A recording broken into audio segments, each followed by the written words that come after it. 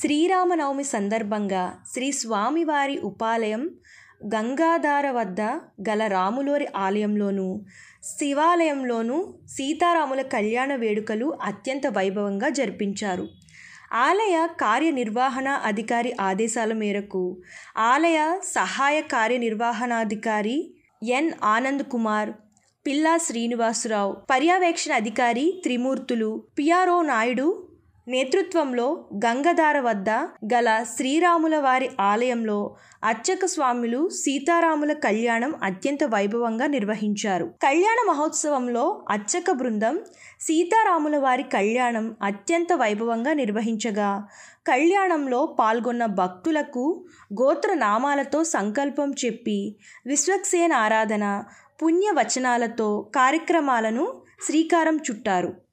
కంకణధారణ, నూతన యజ్ఞోపవీత సమర్పణ, జీలకర్ర బెల్లం, మాంగళ్యధారణ, ముత్యాల తలంబ్రాల ప్రక్రియలను కమనీయంగా జరిపించారు. మంత్రపుష్పము మంగళశాసనము జరిపించారు. ఆలయ స్థానాచార్యులు డాక్టర్ టిపి రామ్ గోపాల్ కళ్యాణ విశేషాలను వివరంగా ఉపన్యాసించారు. తరువాత అత్యంత వైభవంగా నిర్వహించిన కళ్యాణాన్ని భక్తులు కనుల విందుగా తిలకించారు. ఈ యొక్క కళ్యాణమునకు అధిక సంఖ్యలో భక్తులు కళ్యాణం తిలకించి తీర్థ ప్రసాదాలు స్వీకరించారు. స్థానాచార్యులు టిపి రామ్ గోపాల్ సీతారాముల కళ్యాణం వైభవాన్ని భక్తులకు వినిపించారు. అనంతరం పానకము, వడపప్పు ప్రసాదాలను భక్తులకు అందించారు. కళ్యాణమునకు భక్తులు, గ్రామ ప్రజలు అధిక సంఖ్యలో హాజరయ్యారు. అనంతరం భక్తులు జై శ్రీరామ్ జై శ్రీరామ్ అంటూ పరవశించారు.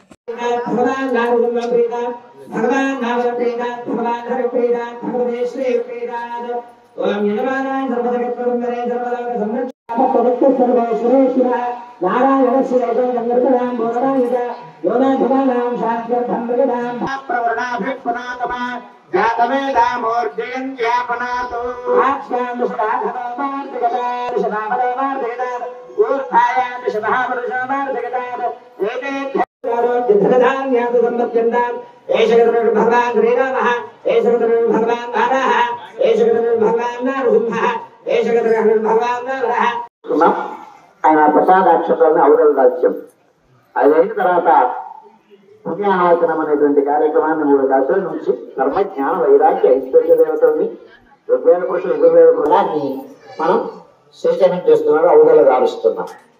అంటే భగవంతుని యొక్క కార్యక్రమాలని మనం సేవించాలంటే, మనం పునీతం కావాలంటే 2 కావాలి.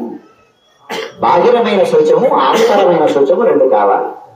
మామూలుగా పూజ చేయాలంటే గంగధారలో స్నానం చేస్తాం, దర్శనం చేసుకోవడం కోసం, స్వామిని సేవించడం కోసం, లేదా ఏదైనా పూజ చేయాలంటే చేస్తాం కదండి. శ్రీరామనవమి అంటే రాముడికి తలంటి పోసిద్దో లేదో కానీ కౌశల్య మనం తలంటి స్నానం చేస్తాం కదండి.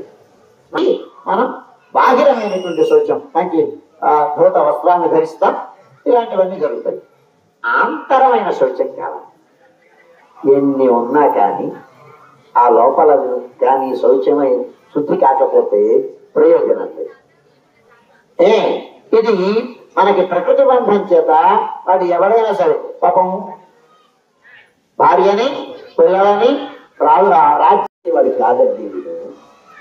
విభీషణుడు చాలా ధర్మ నిరతుడై నీతి కోవిదుడైనటువంటి వాడు విభీషణుడు. ఆయన అన్నిటినీ వదిలేసి వచ్చాడు. శుద్ధం వేత్తి మహాత్మనం అంటాడు. అది శుద్ధ పరిశుద్ధుడు ఇచ్చాడు విభీషణుడు.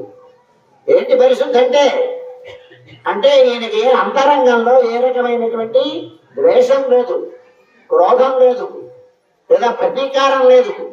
ఇదేమీ లేకుండా రాముడు ధర్మప్రభువు కనుక, ధర్మాన్ని ఆచరించేటువంటి వాడు కనుక, మహానుభావుడు కనుక, విరోధాత్ముడు కనుక, విరోధతుడు కనుక ఆయనని మనం శరణు చొచ్చాలి అని ఆయన పరిశుద్ధమైన మనస్సుతో వచ్చింది.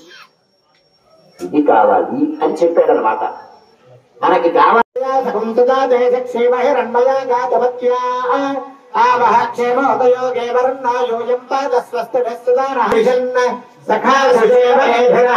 శుభగం శుభం స్వస్తి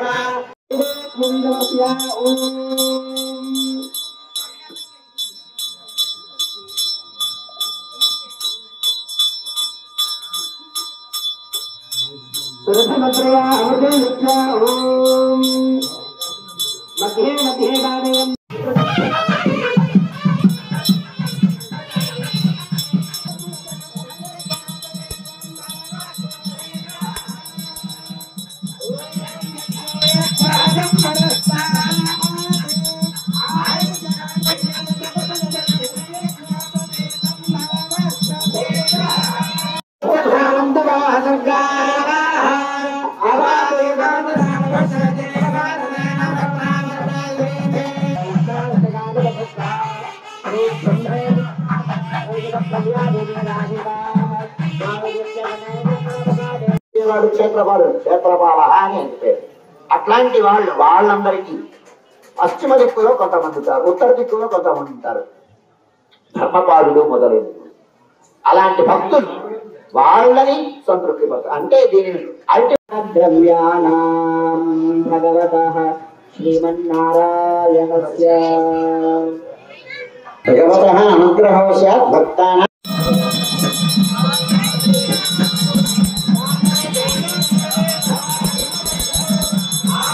అట్లాంటి బంధం మనకి కలిగి ఉండాలి. స్వామి మన మీద ఆయన అనుగ్రహం ప్రసరించి ఆయన వాళ్ళని మనం చేసుకోవాలి, మనం అందరం ఆయన వాళ్ళు కావాలి.